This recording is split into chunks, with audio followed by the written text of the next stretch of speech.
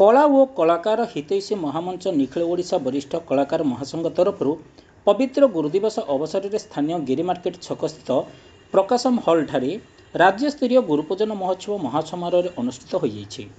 कार्यक्रम प्रथम सोपान में राज्यर विभिन्न जिलार निमंत्रित सांस्कृतिक क्षेत्र विशेष गुरुमानू लोकनाटक प्रदर्शन माध्यम अप्यायित कराइथिला।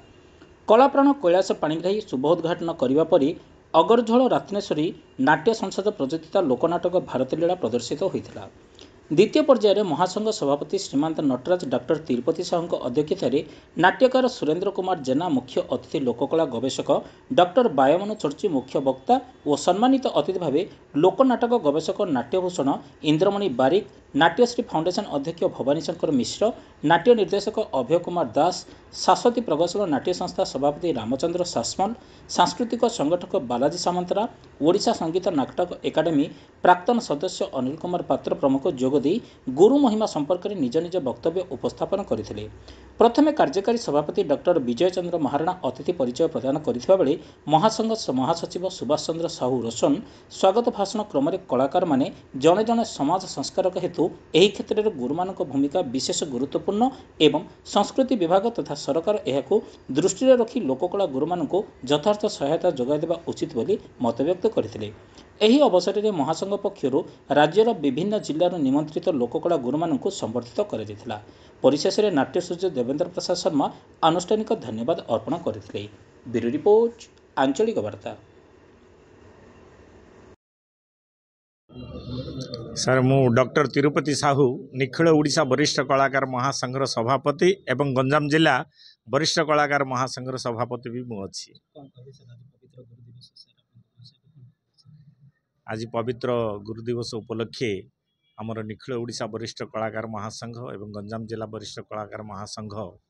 विभिन्न जगार गुरु मान डाकी गुरु पूजन कार्यक्रम आज आम रखीचु। यही पूजा कार्य द्वारा आज गुरु दिवस द्वारा जेमितिक आम देश आम राज्यर विभिन्न जगार कलार जमी उन्नति हम ये कला माध्यम मंच माध्यम नाटक माध्यम समाज को किसी वार्ता देवा ए उद्देश्य आमर निखिल ओडिशा वरिष्ठ कलाकार महासंघ ग्राम ग्राम पुरपल्ली सहर अंचल बुली बुली विभिन्न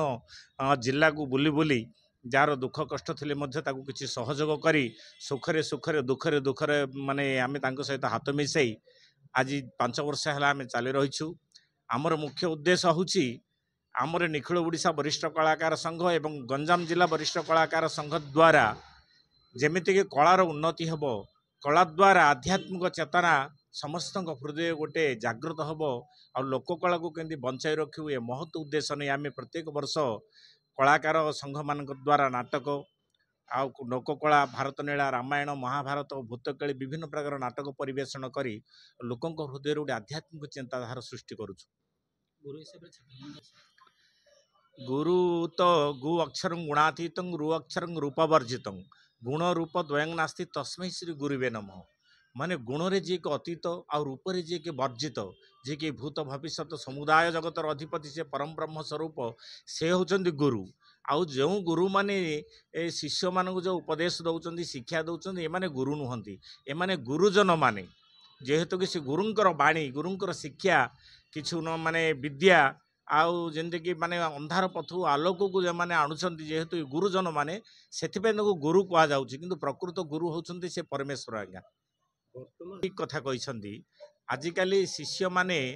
गुरु को आगर ही गुरु मान्यता दे ता पछरे गुरु को गाली करिया शिष्य मत अनेक अच्छी सेमिति बोली 100 शिष्यरू केवल 10-12 जन शिष्य सेमिति आपण कहला बड़ी किंतु 90 जन शिष्य गुरु को मान्य दौरान आज्ञा जे कि वाक्य बेग मन बेग क्रोध बेग जिह्वा बेग आ जननेन्द्र बेग जे सह्य कर पारुछंती सी हूँ प्रकृत शिष्य आज्ञा। आउ जी कि गुरु को अमान्य करी गुरु को आगे मान्य दे गुरु पछरे जो गुरु को नाना प्रकार कथा कहते से माने शिष्य नुहंती। सर मो ना सुरेंद्र कुमार जेना मो नाट्यकार सुरेंद्र कुमार जेना मु भंजनगर आसी। आज